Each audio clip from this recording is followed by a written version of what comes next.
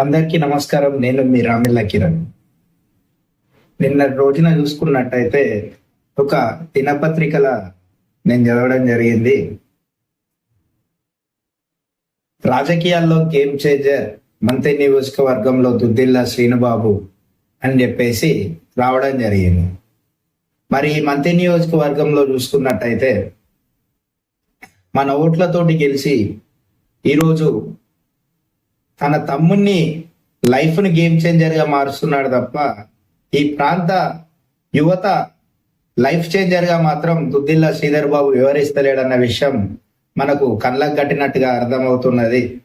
మరి ఈరోజు అధికారం రాగానే తన తమ్ముని భవిష్యత్తుకు బాటలు వేస్తూ తనను టీపీసీసీ చైర్మన్గా మరియు ఈరోజు కాంగ్రెస్ పార్టీలో తమ్మునికి బలమైన పునాది వేయడానికి సిద్ధపడుతున్నాడు. మరి ఇక్కడ చూసుకున్నట్టయితే మన ఈ మంత్రి నియోజకవర్గ యువతకు ఒక్క జాబ్ అవకాశం కూడా, ఒక ఉపాధి కల్పన కూడా చేయకుండా తను ఇంకా మనల్ని మభ్యపెడుతూనే మన ఓట్ల ద్వారా రాజ్యాధికారం పొందుతూ తను తన కుటుంబ సభ్యులను మరి దినదిన అభివృద్ధి చేసుకుంటాడు తప్ప ఈ ప్రాంత యువకుల పట్ల ఎలాంటి ప్రేమ లేదన్న విషయం అర్థమవుతుంది. ఇప్పటికైనా ఈ మంత్రి నియోజకవర్గ యువత ఒకటి అర్థం చేసుకోవాలి. ఎన్ని రోజులు మనం వాళ్ళ పల్లకినే మోద్దాం, ఎన్ని రోజులు మనం ఏదైతే వాళ్ళ కుటుంబ పరిపాలననే మనం ప్రోత్సహిద్దాం, ఆ కుటుంబానికే సేవ చేద్దామన్న విషయం ఆలోచించాలి. మరి ఈరోజు చూసుకున్నట్టయితే ఐటీ మినిస్టర్ ఉన్న దుద్దిల్ల శ్రీధర్ బాబు మరి ఇప్పటి వరకు ఈ నియోజకవర్గంలో ఎంతమంది యువకులకు జాబులు పెట్టించిండు, ఎన్ని ఇండస్ట్రీలు ఇక్కడికి తీసుకొచ్చిండు, ఎక్కడ కూడా ఈ ప్రాంత యువకుల గురించి ఎక్కువ క్షణాన కూడా మాట్లాడింది లేదు. ఇక్కడ ఉన్న యువతకు కనీసం వాళ్ళ అవసరాలకు తగ్గట్టు ఇక్కడ ఉన్న ఇన్ఫ్రాస్ట్రక్చర్ కూడా ఆయన చేతుల్లో ప్రభుత్వం ఉన్నా కానీ చెప్తలేడంటే మనం అర్థం చేసుకోవాలి.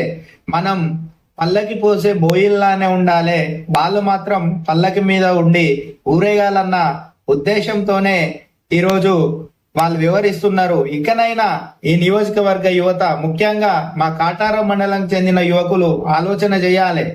ఎందుకు మన బతుకులు ఇట్లున్నాయి, ఎందుకు వాళ్ళు మరి సార్ వస్తాడంటే 10 నుండి 20 వెహికల్లతో ఎందుకు వస్తున్నాడు?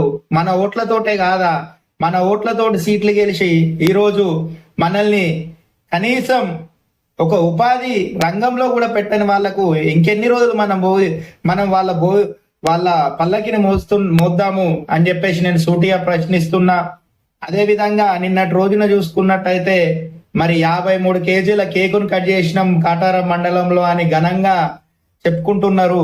మరి 53 కేజీల ఆ కేకును కోసిర్రు, సంతోషం, ఆయన బర్త్డే వచ్చిందని చెప్పేసి ఇంకా ఈ యువకులలో ఒక ఏదో పెద్ద దాన్ని క్రియేట్ చేసి, హైపుని క్రియేట్ చేసి యువకుల బ్రెయిన్ అక్కడికే ఉంచుదామని ఆలోచన చేసిన కాంగ్రెస్ నాయకులకి నిజంగా హ్యాండ్స్ అప్.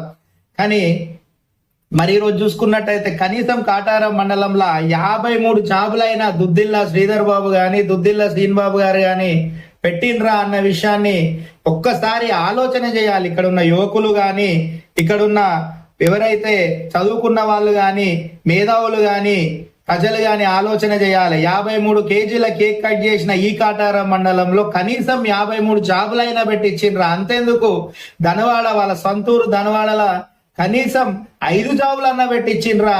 ఒక్కసారి యువత ఆలోచన చేయాలి. మరి ఈరోజు నేను నిజంగా ఒక్కసారి యువకులకు అర్థం కావాలన్న ఆలోచనతోటే నేను ఈ యొక్క వీడియో తీయడం జరిగింది. ఇప్పటికైనా ఈ ప్రాంత యువకులందరూ ఆలోచన చేసి రేపు మన భవిష్యత్తు మార్చే నాయకులను ఎన్నుకోవాలి తప్ప మన ఓట్లతో వాళ్ళ భవిష్యత్తును మార్చుకునే నాయకులను ఎన్నుకోవద్దని రాబోయే జనరేషన్ కైనా తెలియాలన్న ఉద్దేశంతో నేను ఈ వీడియో చేయడం జరుగుతుంది. జై తెలంగాణ.